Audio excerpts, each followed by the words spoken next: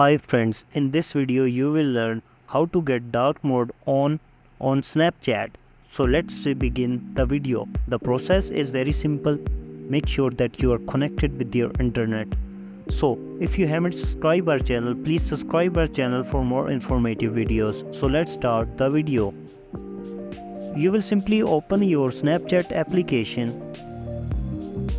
At the top corner there is a bit emoji. You will simply go to your bit emoji. So here at the top corner there is settings option. You will simply tap on settings. You will scroll down and you will simply tap on app appearance.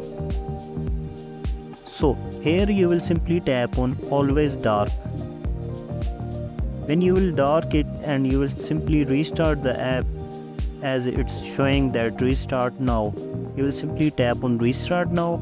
The app has been restarted on dark mode. So you can see here.